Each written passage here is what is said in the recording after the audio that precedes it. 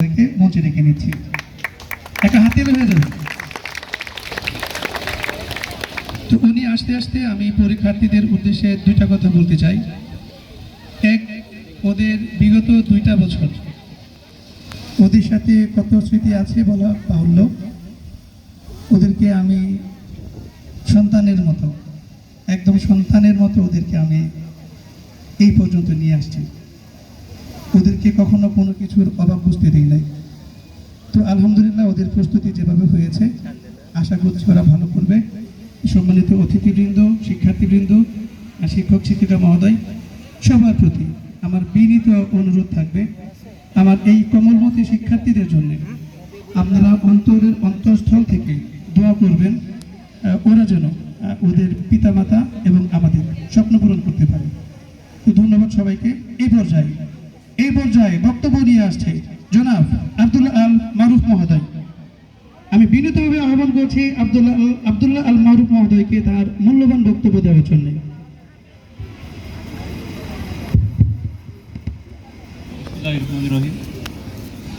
হরিপুর আদর্শ school and college কর্তৃক আয়োজিত 2026 সালের এইচএসসি পরীক্ষার্থীদের বিদায় ও ক্যারিয়ার কাউন্সেলিং অনুষ্ঠান। আজকের এই অনুষ্ঠানে উপস্থিত আছেন আজকের অনুষ্ঠানের সভাপতি,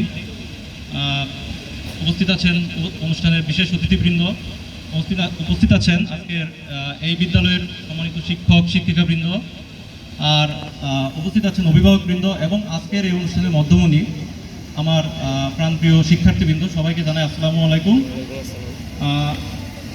আজকে এই অনুষ্ঠানে শুরুতেই আমি অনুষ্ঠানে যারা আয়োজন করেছেন সকলকেই অত্যন্ত ধন্যবাদ জানাচ্ছি। আর আমি আসলে এই যে আজকে এখনো নিজেকে এই কাতারেই দেখি, কারণ আমি আজকে যে পোশাকটা পরে আসছি এটা আসলে পরে আমি খেয়াল করছি। এখানে আসার পরে আমার মনে হলো যে আমি আমার স্কুলের মাঠে হাঁটছি, কারণ আমার স্কুলের ড্রেস ছিল সাদা শার্ট, কালো প্যান্ট আর সাদা কেটস। তো আজকে আমি কেটসটা সাদা পরতে পারি না, আজকে আমি পরে আসছি এই লেদার শু। আর এছাড়া বাকি সবই কিন্তু আমার স্কুল ইউনিফর্মে আমি আছি। আর আমি কিভাবে এই জায়গা থেকে এখানে আসলাম, হ্যাঁ, আজকে অনেকে অনেক কথা বলছে। এই এত গরমের মধ্যে এই আমার প্রান্তীয় শিক্ষার্থী বোনেরা বুটটা পরে এখানে কষ্ট করছে। আমি আসলে কিছু কথা বলতে চাচ্ছিলাম, তো তাও আমি শর্টকাটে বলি যে আমি কিভাবে এখান থেকে এখানে আসছি। আসলে আমার পড়াশোনা হয়েছে চরবরুল্লাহ ব্রাক স্কুল। এখানে একটা সময় শিক্ষা কার্যক্রম পরিচালনা করতো, আমাদের সময় ছিল। আমি তাকে আমার প্রাথমিক শিক্ষাটা নেই, তারপরে আমি ময়মনসিংহ লেগুটির উচ্চ বিদ্যালয়ে আমার এই হায়ার স্টাডিটা নেই আর কি। এই মাধ্যমিক যে পড়াশোনা সেটা আমি সেখানে সম্পন্ন করি এবং সেখান থেকে আমি ক্যান্টনমেন্ট পাবলিক স্কুল অ্যান্ড কলেজে ভর্তি হই। তারপর আমি বাংলাদেশ কৃষি বিশ্ববিদ্যালয়ে গ্র্যাজুয়েশন কমপ্লিট করে আজকে এই বিসিএস সম্পন্ন করে বাংলাদেশ পুলিশে সহকারী পুলিশ সুপার হিসেবে আছি।